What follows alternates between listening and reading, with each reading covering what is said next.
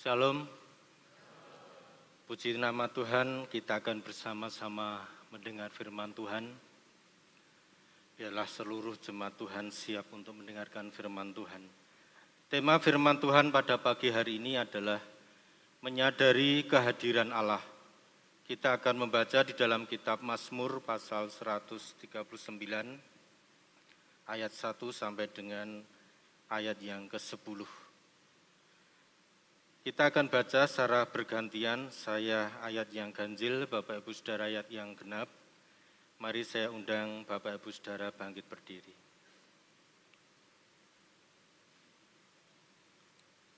Mazmur pasal 139 mulai ayat yang pertama. Untuk pemimpin biduan Mazmur Daud. Tuhan, Engkau menyelidiki dan mengenal aku.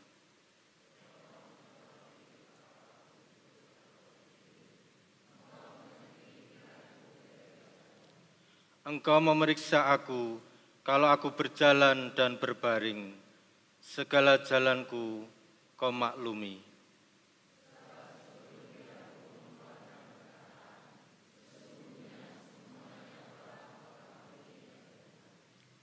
Dari belakang dan dari depan Engkau mengurung aku, dan Engkau menaruh tanganmu ke atasku.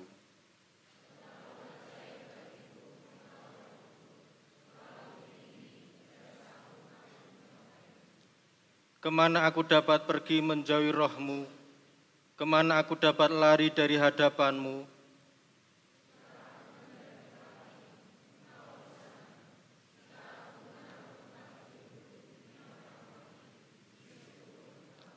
Jika aku terbang dengan sayap fajar dan membuat kediaman di ujung laut.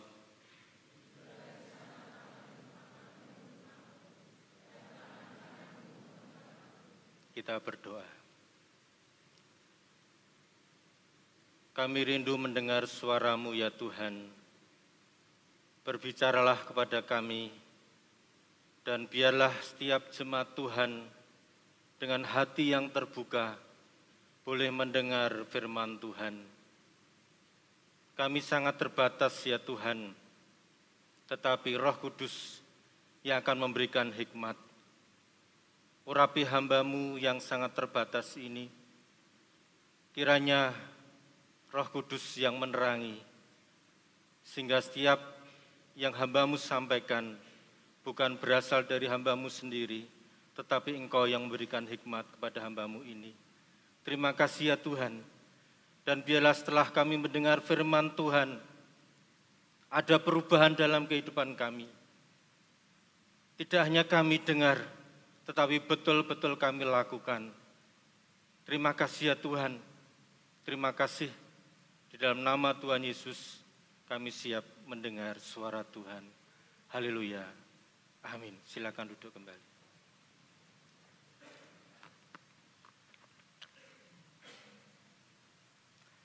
Bapak Ibu Saudara yang dikasihi Tuhan, kata yang sering disertakan di dalam diri Allah adalah kata maha. Ada maha kasih, ada maha kuasa, ada maha adil, dan seterusnya.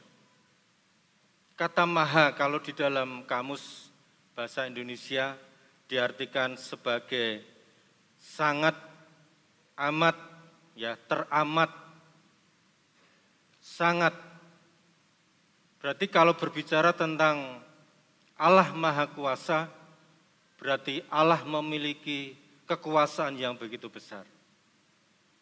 Nah, saat ini tadi saya ingin menyampaikan tentang tema menyadari kehadiran Allah.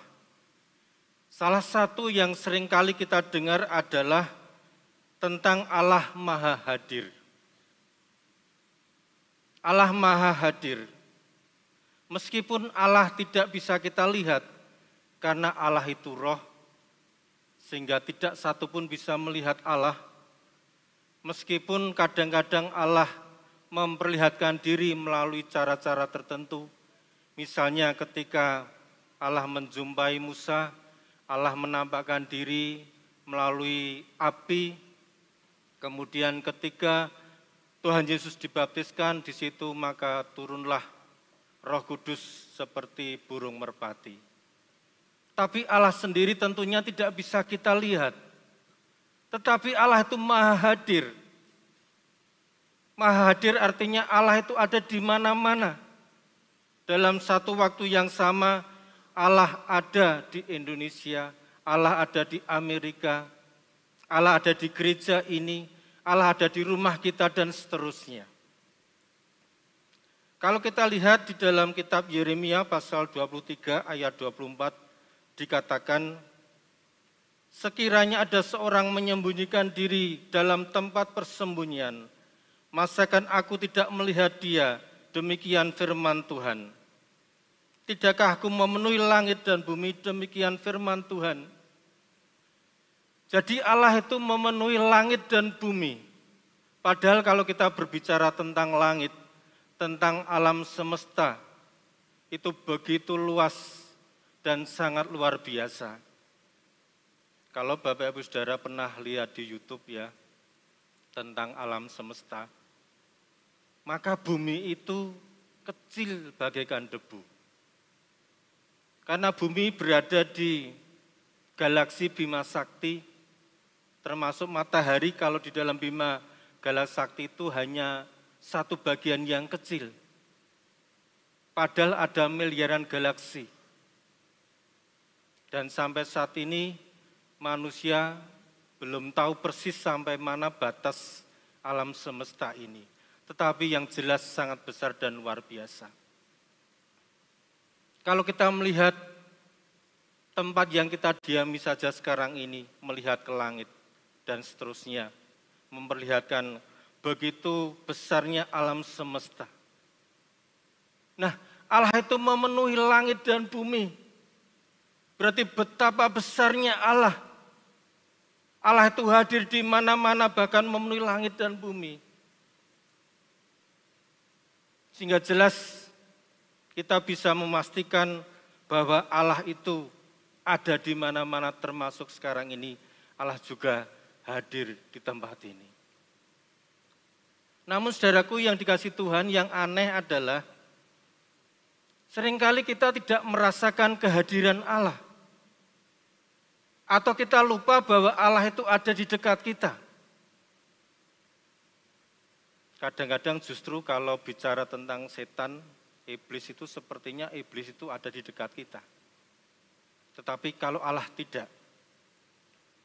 Ketika saya masuk di Istefa, salah satu gejolokan yang diberikan calon mahasiswa adalah malam hari dibangunkan jam 12 malam atau jam 1 itu disuruh ke kuburan. Saya diminta ke kuburan dekat International School. Ya. Dan saya merasakan, saya takut jujur ya. Saya takut. Dan sepertinya setan itu mengikuti saya. Di depan ada, di samping ada begitu ya.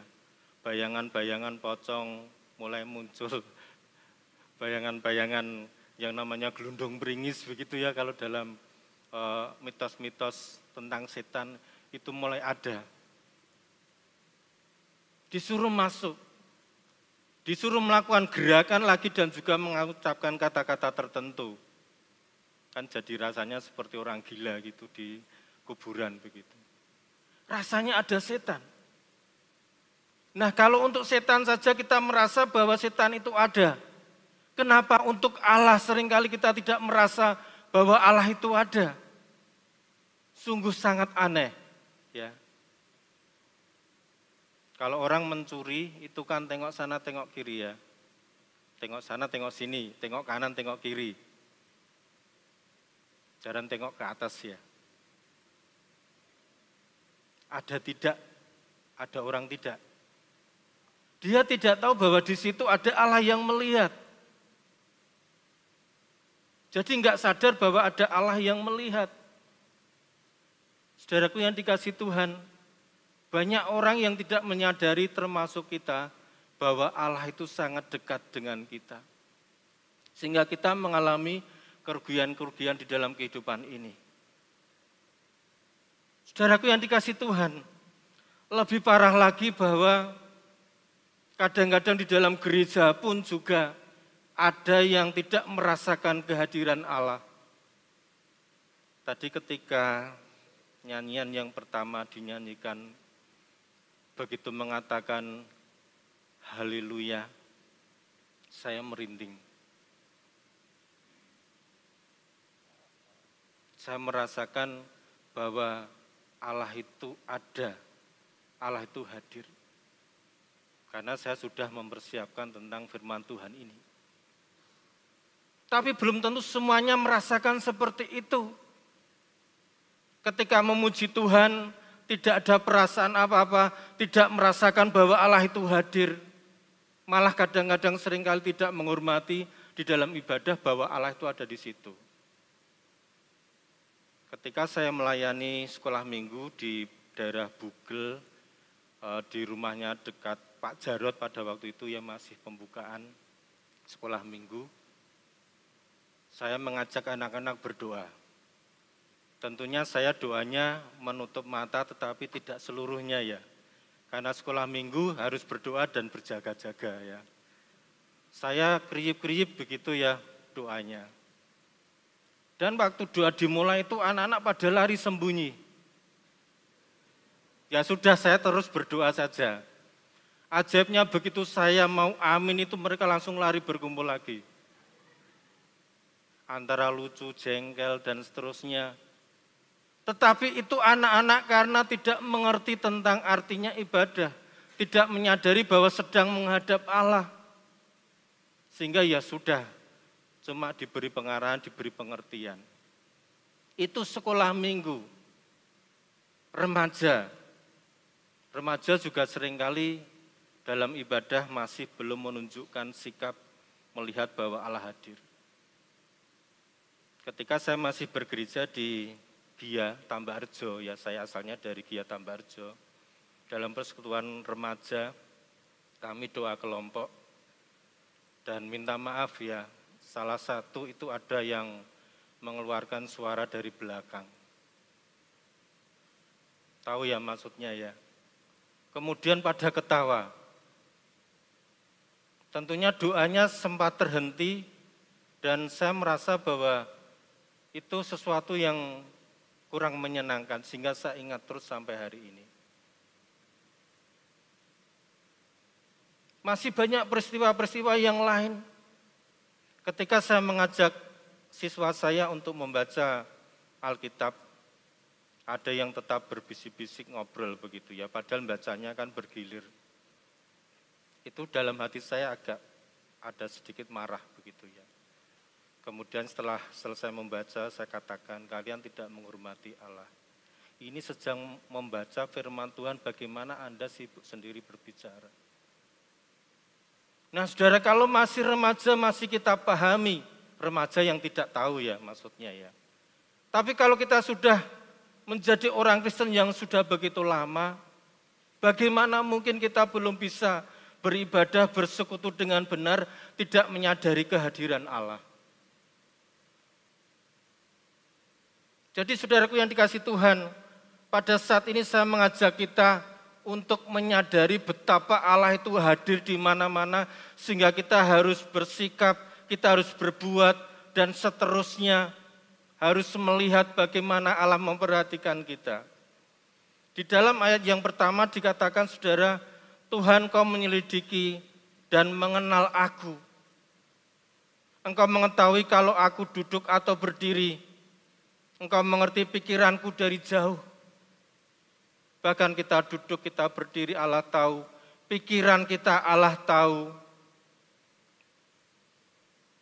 Kita seringkali tidak bisa mengetahui ya pikiran orang lain ya. Bahkan pikiran istri sendiri atau suami sendiri kan enggak tahu. Ini istrinya sedang ngomel, benci atau bagaimana kan kadang-kadang enggak tahu ya. Karena kadang-kadang juga ketika marah pun kan kita berpura-pura baik. Enggak tahu pikiran pasangan. Tetapi Allah tahu pikiran kita. Bahkan sebelum mengeluarkan perkataan, luar biasa ya. Sebelum kita berbicara itu Allah sudah tahu apa yang akan kita katakan dan seterusnya. Nah kalau seperti ini saudaraku yang dikasih Tuhan, padahal Allah itu adalah Allah yang luar biasa, Allah yang kudus, Allah yang suci, yang menghendaki kita untuk hidup benar. Bagaimana mungkin kita tidak kemudian berhati-hati di dalam bertindak? Jadi yang pertama saudara, konsekuensi sebagai orang yang menyadari akan kehadiran Allah adalah kita harus hidup suci, kudus di hadapan Allah. Saudara yang dikasih Tuhan, kadang-kadang saya masih secara sengaja berbuat dosa. Meskipun Allah, saya tahu Allah melihat. Nah setelah berbuat dosa baru mohon ampun kepada Tuhan. Tapi ketika berbuat dosa itu, nanti ya Tuhan, enggak apa-apa ya Tuhan, kan begitu. Baru setelah berbuat dosa, baru gelo. Konsekuensi yang berat saudara, ketika kita menyadari Allah itu hadir, maka kita harus menjaga kekudusan kita. Menjaga setiap perkataan kita, perbuatan kita, dan seterusnya. Di dalam 2 Korintus pasal 6 ayat 16 sampai 18 bisa dimunculkan.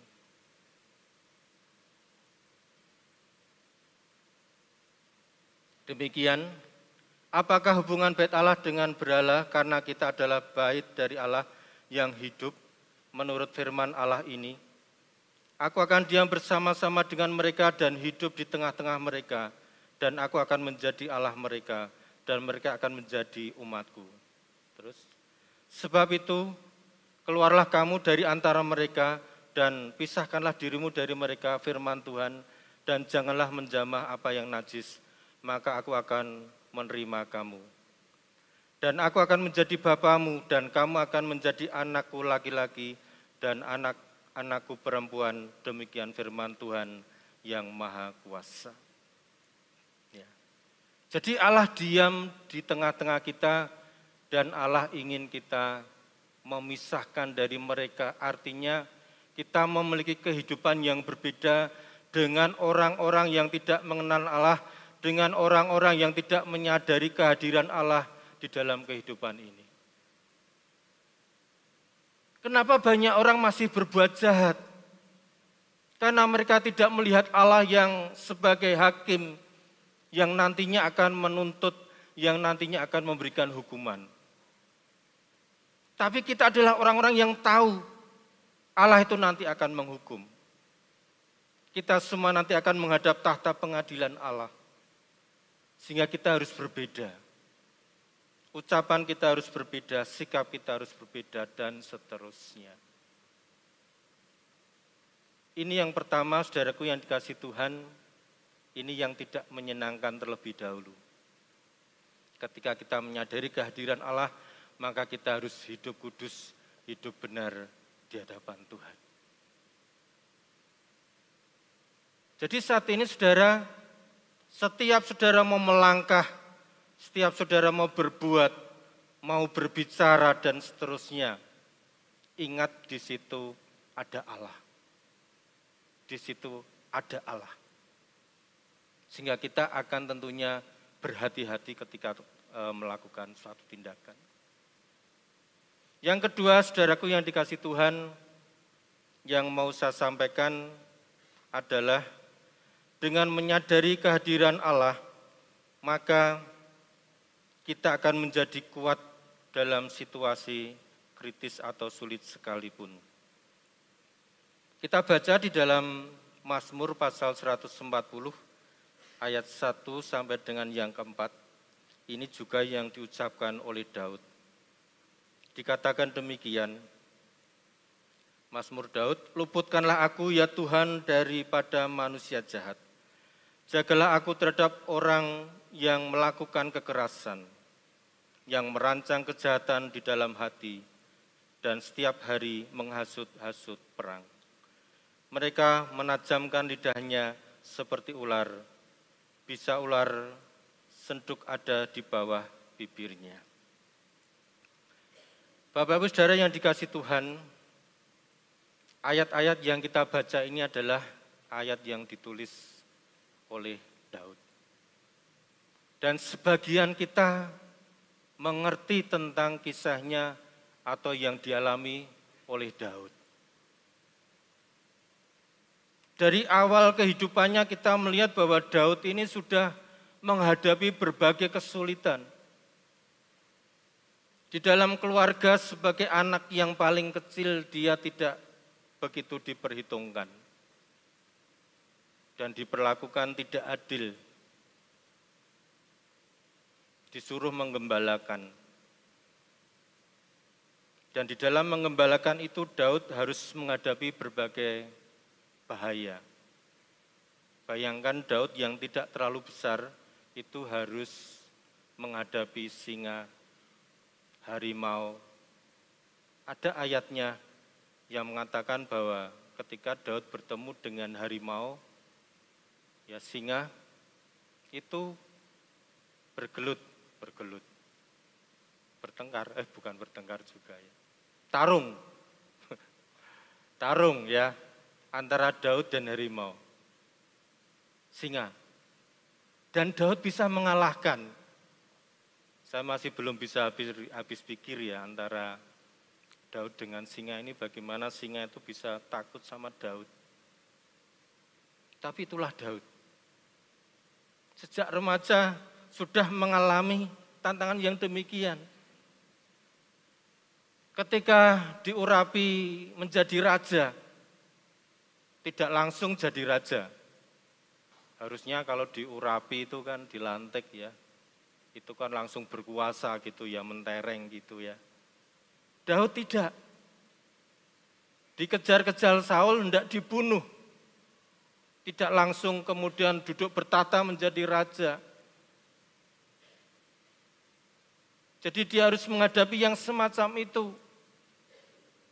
Ketika berperang, dalam sebuah peperangan kadang-kadang juga menghadapi situasi yang sangat sulit, sangat luar biasa. Seperti peristiwa di Siklak, ya. 1 Samuel pasal 30 ayat 4-6. Ini saya bacakan hanya sedikit, silakan bisa dimunculkan ayatnya. Betapa Daud menghadapi situasi yang sangat sulit. 1 Samuel 30 ayat 4-6.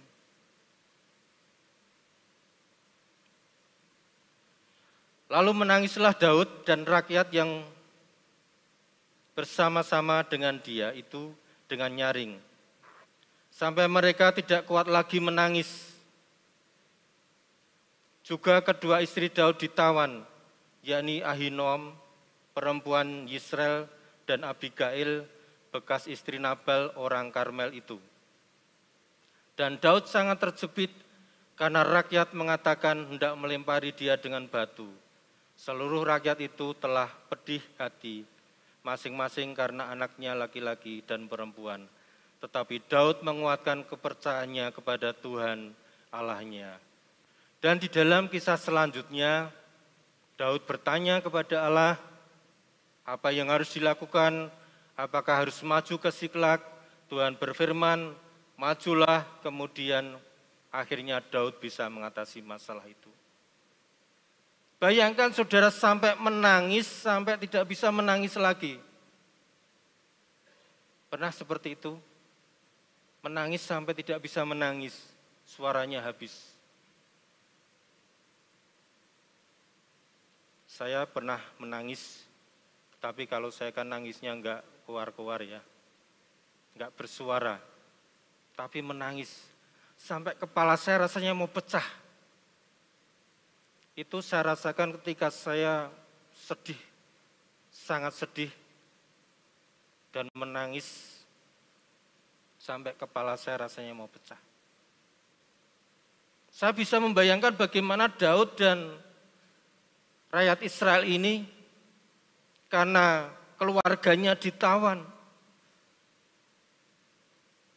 Tapi itulah kenyataan yang dialami Daud. Dan masih banyak peristiwa-peristiwa lain di mana Daud menghadapi kesulitan. Tetapi lihat, Karena Daud percaya kepada Allah yang maha kuasa, termasuk yang maha hadir, yang bisa menolong. Maka setiap ada kesulitan, Daud berbicara kepada Tuhan. Daud berseru kepada Allah, Daud berdoa kepada Allah. Dan di situ ada mujizat-mujizat yang luar biasa. Saudaraku yang dikasihi Tuhan, semakin saya mengalami banyak kepahitan, kesulitan, semakin saya bisa melihat kehadiran Allah dalam kehidupan saya. Kalau saya tidak mengalami kesulitan, mungkin saya tidak bisa berkata bahwa Allah itu hadir di dalam hidup saya. Ada banyak mujizat. Bagaimana mungkin saya yang tidak bisa melanjutkan SMP karena tidak ada biaya, tahu-tahu ada orang yang bertemu dengan bapak saya mengatakan mau membantu saya sekolah. Kakak saya berhenti, saya lanjut karena ada yang membantu. Bapak Ibu ada yang kenal ya namanya mungkin ya, Pak Binton. Dulu dosen di UKSW pernah ngajar di Stefa juga. Tuhan mengatur sedemikian rupa sehingga kemudian bisa bertemunya di Wonogiri Bapak Saudara. Ketika ayah saya mencari ikan di daerah Wonogiri. Sehingga saya bisa melanjutkan, sehingga saya bisa kemudian kuliah karena saya punya ijazah SMP, punya ijazah SD. Ya, dan tidak ada yang mempermasalahkan ya, ijazah saya asli begitu ya. Ya sekarang ini kan baru musimnya mempermasalahkan ijazah. Ijazah saya asli.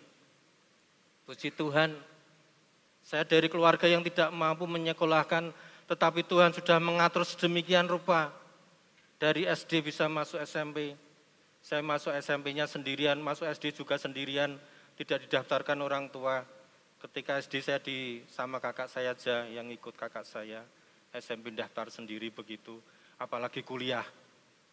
Cari-cari sendiri, dan terima kasih Stefa sudah membiayai saya untuk kuliah di sana tanpa biaya, diberi makan dan seterusnya. Itu mujizat, mujizat. Karena Allah hadir. Dan masih banyak yang lain saudaraku yang dikasih Tuhan, saat-saat kritis di dalam kehidupan saya bersyukur bisa melewati.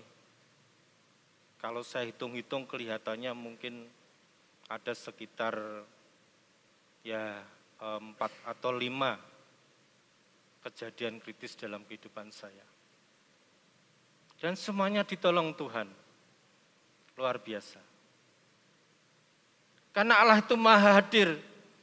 Dan saya bersyukur ketika saya dalam kondisi yang semacam itu, saya seperti Daud ini bisa berbicara kepada Allah. Karena saya mempercayai sosok Allah yang maha kuasa, yang memang ada, yang menciptakan langit dan bumi dan seterusnya.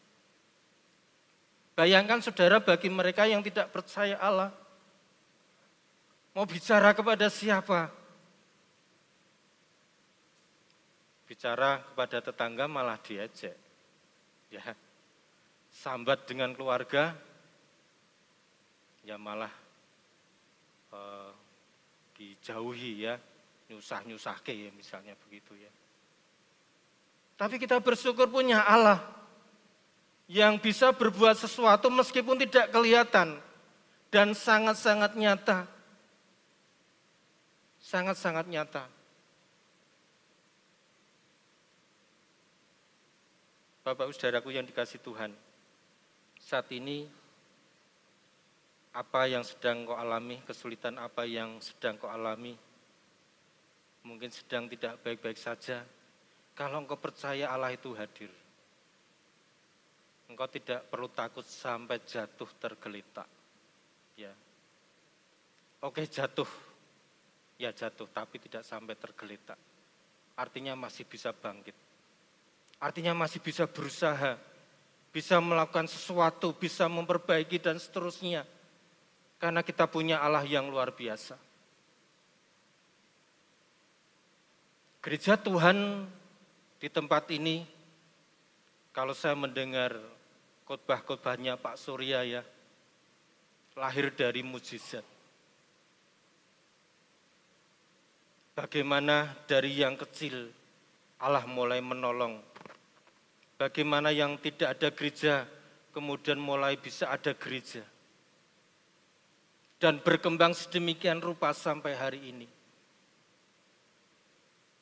Ada Stefa dan seterusnya. Semuanya karena mujizat. Semuanya karena Allah hadir di dalamnya. Sehingga Bapak Gembala Sidang kita melihat pertolongan-pertolongan yang luar biasa dari Allah. Ini yang harus kita miliki, saudaraku yang dikasih Tuhan. Engkau saat ini sedang mengharapkan mujizat apa? Pertolongan apa? Bicara Tuhan, Tuhan yang Maha Hadir itu. Dan saya percaya kalau kita sungguh-sungguh mencari Tuhan, itu Tuhan tidak tinggal diam. Karena Allah itu Maha mendengar, Maha melihat. Masalahnya adalah saudaraku yang dikasih Tuhan, kita belum punya sebuah kesadaran ya. Allah itu begitu dekat. Allah itu ada di samping kita dan seterusnya. Padahal jelas janji Allah itu akan menyertai kita. Dalam kisah para rasul, Tuhan Yesus juga mengatakan, pergilah, jadikanlah semua bangsa muridku dan aku akan menyertai kamu sampai pada akhir zaman. Menyertai bersama-sama dengan kita. Tuhan itu tidak akan meninggalkan kita. Saudara yang dikasih Tuhan, banyak hal yang bisa kita lihat ketika kita menyadari bahwa Allah itu Maha Hadir. Bahwa Allah itu hadir di tengah-tengah kita. Yang ketiga, kita akan melihat di dalam Mazmur pasal 139 ayat 9 dan yang ke-10. Dikatakan demikian, jika aku terbang dengan sayap fajar dan membuat kediaman di ujung bumi, juga di sana tanganmu akan menuntun aku, dan tangan kananmu memegang aku. Saudaraku yang dikasih Tuhan, yang ketiga yang mau saya sampaikan, kehadiran Allah membuat kita tidak merasa sendiri. Kehadiran Allah membuat kita tidak merasa sendiri. Manusia itu seringkali merasa sendiri. Ya. Apalagi Bapak Ibu Saudara yang saat ini mungkin jauh dari anak-anak, ya, sudah tinggal sendirian. Merasa sendiri. Merasa tidak ada yang menemani. Saudara-saudara yang belum punya pasangan mungkin juga seringkali merasa sendiri. Meskipun punya keluarga. Merasa sendiri, merasa tidak ada yang peduli dan seterusnya. Tetapi saat ini saudara ada kabar yang luar biasa bahwa sesungguhnya kita itu tidak pernah sendiri. Karena Allah itu bersama-sama dengan kita. Jadi meskipun kita sendiri ya, seandainya Bapak Ibu sendirian di rumah, saudara tidak sendiri. Ada orang yang karena sendiri ya, tidak tenang, kemudian ya mulai mencari perkara-perkara yang kadang-kadang justru tidak membantu hidupnya. Tapi kalau saudara itu punya Allah, bisa berbicara dengan Allah, bisa berkata-kata dengan Allah, ngobrol dengan Allah. Pak, tapi Tuhan tuh enggak jawab. Saya enggak mendengar suara Tuhan. Ya bicara saja, nanti Tuhan yang akan menjawab melalui hati, bisa. Tuhan menjawab melalui peristiwa. Tapi ya jangan sedikit-sedikit bertanya kepada Tuhan. Maksudnya kalau sesuatu itu hal yang biasa ya, misalnya saudara cari alamat, Alamat kantor mana ya begitu berdoa, Tuhan kantor ini di mana ya Tuhan. Ya enggak usah begitu juga ya. Searching aja di Google nama kantornya apa nanti muncul. Maksudnya saudara dalam kesendirian itu saudara bisa berbicara dari hati ke hati. Menyampaikan keluh kesah, menyampaikan persoalan dan lain sebagainya. Sehingga saudara tidak akan merasa sendiri lagi. Ketika pasanganmu tidak bisa diandalkan, bisa ya, pasangan tidak bisa diandalkan itu, bisa. Baru butuh penghiburan, malah kata-katanya menyakitkan misalnya ya. Saudara berkata-kata dengan Tuhan, tidak perlu merasa sendiri.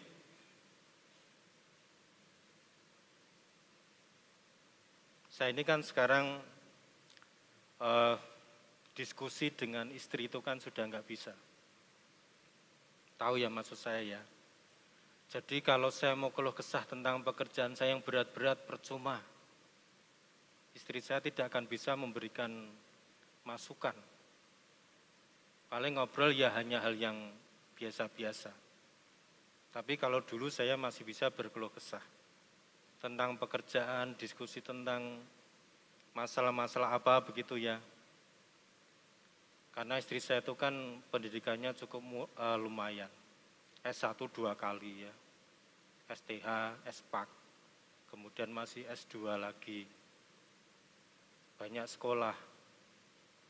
Punya wawasan. Tetapi sekarang dengan kondisi yang sakit seperti itu, ya sudah banyak yang hilang memorinya. Pengetahuannya banyak yang hilang. Terus saya ngomong sama siapa, ngobrol sama siapa? Ya bisa dengan rekan-rekan hamba Tuhan. Tetapi kan tidak semua bisa disampaikan ke rekan hamba Tuhan. Yang seharusnya bisa saya sampaikan kepada istri saya. Bicara dengan Tuhan. Ngobrol dengan Tuhan. Kadang-kadang saya akan diam di hadapan Tuhan sampai Tuhan berbicara dalam hati saya. Kemudian saya yakin, terima kasih Tuhan, Engkau sudah menjawab. Dan ada kekuatan yang luar biasa di dalam diri saya ketika saya sudah berbicara dengan Tuhan. Jadi luar biasa saudara kalau kita meyakini kita punya Allah yang bisa kita ajak bicara. Jadi bicaralah dengan Tuhan. Bersuara enggak apa-apa kalau di kamar ya. Tapi kalau di jalan ya enggak usah berbicara dengan suara ya, dalam hati saja. Di lampu merah sudah bisa bicara dengan Tuhan, bisa. Dalam hati ya tentunya. Kalau enggak dalam hati nanti sampingnya nanti menjawab ya. Ada apa? Gitu ya. Dikira kita gila kali ya. Indah saudara, setiap saat kita ngomong dengan Tuhan itu indah. Dan yakin dan percaya itu tidak akan membuat saudara menjadi seperti orang gila. Amin. Sedikit-sedikit ngomong dengan Tuhan tidak akan membuat saudara menjadi seperti orang gila. Kecuali sudah gila beneran ya, maksudnya kan ada orang yang gila beneran terus ngomongnya Tuhan-Tuhan terus kan ada. Saudaraku yang dikasih Tuhan, sungguh indah sesungguhnya kalau kita menyadari tentang kehadiran Allah dalam kehidupan kita. Jadi Bapak Ibu Saudara, kalau kita menyadari kehadiran Allah, kita akan selalu berdoa, berbicara kepada Tuhan, dan kita akan melihat bahwa Tuhan akan menolong kehidupan kita.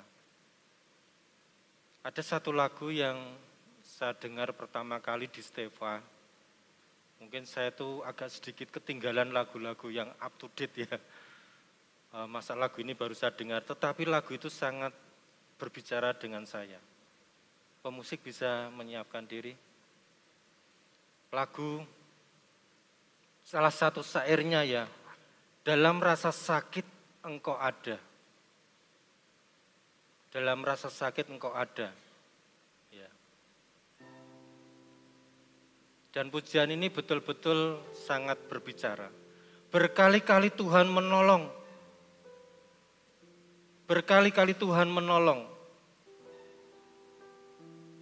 Sehingga kalau kita meyakini bahwa Allah itu seperti itu dalam kehidupan kita, maka kita akan kuat di dalam menjalani kehidupan ini.